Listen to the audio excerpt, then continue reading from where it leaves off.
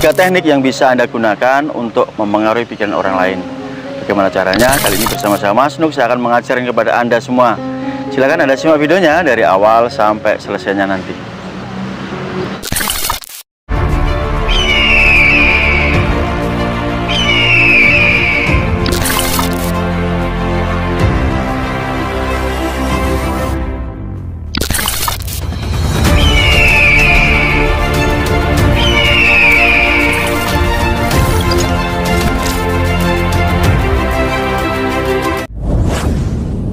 Assalamualaikum warahmatullahi wabarakatuh. Kembali jumpa dengan saya Mas Nuk dari Podium Indonesia. Pada kesempatan yang berbahagia kali ini, saya Mas Nuk akan mengajarkan kepada Anda bagaimana dengan menggunakan tiga teknik ini Anda bisa mempengaruhi pikiran orang lain. Teknik ini sangat lumrah digunakan di dalam ilmu komunikasi, yaitu tepatnya dalam kita melakukan persuasi atau mempengaruhi pikiran orang lain. Oke, sebelum saya melanjutkan videonya, buat teman-teman yang belum subscribe, ada baiknya silahkan subscribe dulu di sini dan juga aktifkan notifikasi loncengnya. Buat Anda yang ingin membeli e-book Kitab Mahir Hipnotisnya, silahkan Anda chat WA yang ada di kolom video atau di deskripsi di bawah video. Buat Anda yang ingin ikuti kelas pelatihan saya, kelas pelatihan hipnotis, pelatihan gendam, telepati, magnetis, dan lain sebagainya, Anda pun bisa menghubungi nomor WA yang saya cantumkan di kolom video ini. Jika Anda ingin tergabung, ingin join di tombol gabung, silahkan klik tombol gabung dan ikuti arahan dari YouTube. Nanti Anda bisa menikmati akses video tutorial hipnosis, ada pilihan paketnya di sana. Oke teman-teman, langsung saja kita mulai. Tiga cara atau tiga teknik yang bisa Anda terapkan saat Anda ingin mempengaruhi pikiran orang lain. Teknik ini umumnya digunakan oleh praktisi NLP, ya. Apa itu NLP? Neuro Linguistic Program, ya. Jadi linguistic programming, neuro linguistic programming, ya, NLP. Jadi teknik-teknik dengan mempengaruhi pikiran bawah sadar orang lain hanya melalui percakapan atau kita melakukan obrolan-obrolan ringan. Tiga teknik yang bisa Anda gunakan. Yang pertama adalah Anda harus mematahkan belief lawan bicara Anda, gitu ya. Ingat, mematahkan belief lawan bicara Anda. Maksudnya bagaimana sih Mas Nuk mematahkan belief itu?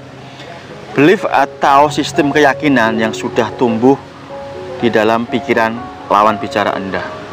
Oke, kita harus mematahkannya supaya nanti kita bisa menerapkan teknik kedua dan ketiga. Saya berikan contoh ya, belief seseorang jika ingin kita patahkan. Oke, misalkan seperti ini. Ada seseorang yang mempunyai belief atau keyakinan kuat bahwa setiap laki-laki itu adalah brengsek, gitu ya. Nah, kenapa seseorang bisa mempunyai belief atau keyakinan tersebut? Ya, umumnya ini para wanita, ya. Sebab wanita tersebut mempunyai pengalaman yang tidak enak di masa lalunya saat berhubungan dengan laki-laki. Nah, masalahnya wanita tersebut menganggap semua laki-laki itu brengsek. Oke, kata kuncinya adalah semua. Oke, jadi si wanita tersebut ketika ingin menjalin hubungan baru dengan laki-laki yang baru, dia akan menolak karena dia merasa bahwa semua laki-laki adalah brengsek. Itu kan beliefnya. Oke, dari hal tersebut bisa kita patahkan bahwa kita bisa mengajukan pertanyaan, ya, di dalam teknik NLP. Semisal, benarkah semua laki-laki, kan gitu. Semua ini kan bayangkan ya, kata semua berarti kan seluruh laki-laki di dunia. Yang tentu Anda tahu jumlahnya ada miliaran laki-laki. Yang dewasa, ya, mungkin ada ratusan juta begitu. Apakah semua? Nah, yang awalnya si wanita tadi menganggap semua laki-laki itu adalah brengsek, semua kan. Ternyata setelah ditanya lagi, memangnya kamu berhubungan dengan berapa laki-laki sih sebelumnya, kan gitu. Menjalin hubungan berapa gitu. Mungkin dia hanya menyebut kurang dari 10 orang, ya. Misalkan dia hanya 3 orang, 5 orang pernah pacaran, pernah berhubungan, pernah menikah, cerai dan sebagainya. Nah, faktanya kan hanya segelintir orang laki-laki, kan, bukan semua. Ngerti ya?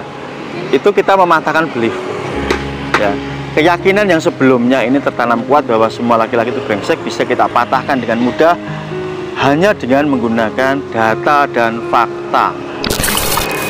Kalau kita tanya perempuan tersebut atau wanita tersebut, Oke, jika semua, apakah bapak kamu termasuk brengsek? Oke, jika dia mengatakan pasti tidak lah ya. Biasanya anak perempuan itu kalau sama bapaknya kan sayang gitu kan, pahlawan. Nah, apakah saudara kandung kamu brengsek?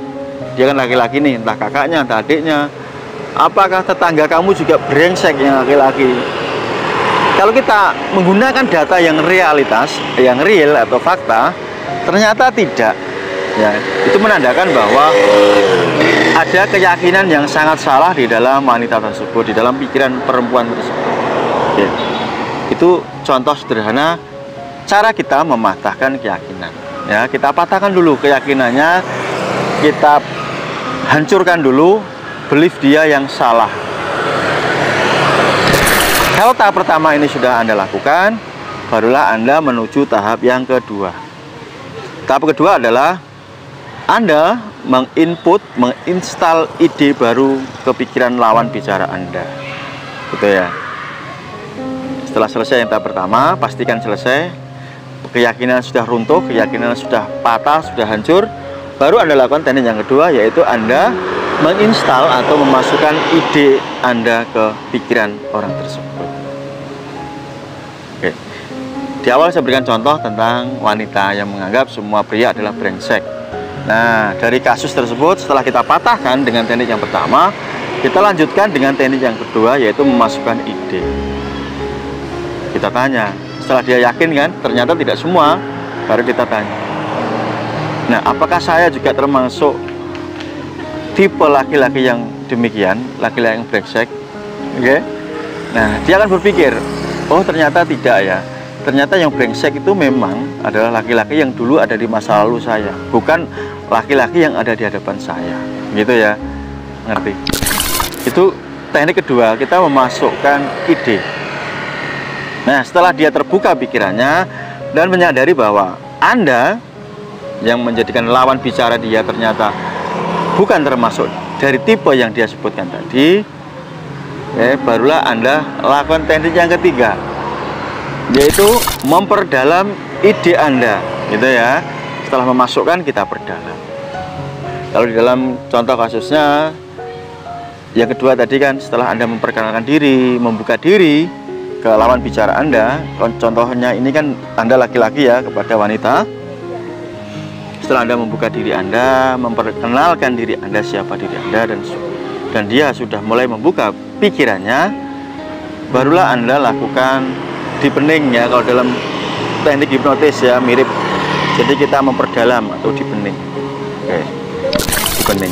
Ya, deepeningnya kalau di dalam contoh ini, ya Anda bisa mengajak wanita tersebut atau lawan bicara tersebut untuk lebih mengenal diri Anda lebih dalam. Misalkan apa? Ya Anda ajak makan, Anda janjian, jalan-jalan kah atau apapun terserah. Yang intinya memberikan kesempatan kepada lawan bicara Anda atau memberikan kesempatan kepada wanita tadi untuk lebih mengenal Anda lebih dalam. Gitu ya. Oke, mulai dipahami. Jadi saat Anda mampu menggunakan ketiga teknik ini dengan baik, Anda akan sangat mudah mempengaruhi pikiran lawan bicara Anda. Tentu saja teknik ini tidak terbatas hanya untuk kepentingan tadi yang berikan contoh laki-laki kepada wanita, tidak. Anda bisa menggunakan teknik ini untuk berbagai kepentingan Anda, apapun kepentingan Anda. Entah Anda ini sebagai pengusaha, Anda ingin membuat deal bisnis dengan rekan bisnis Anda, atau Anda sebagai seorang pengajar ingin mempengaruhi anak didik Anda, sebagai seorang bos pimpinan ingin mempengaruhi anak buah Anda, sebagai seorang tenaga penjual atau marketing ingin customer Anda lebih membeli produk atau jasa Anda, apapun itu bisa Anda gunakan teknik ini. Itu teman-teman. Oke, semoga bermanfaat dan sampai jumpa di kelas pelatihan saya. Terima kasih. Salam hormat dari saya Mas Nuk. Bersama saya di sini ya, kali ini ada di Watu Semar di daerah Kabupaten Bojonegoro, Jawa Timur. Saya undur diri. Terima kasih, sampai jumpa di video berikutnya. Salam hormat dari saya Mas Nuk bersama istri tercinta saya. Oke. Terima kasih, salam buat Anda semuanya. See you next time. Dadah. Assalamualaikum warahmatullahi wabarakatuh. Terima kasih.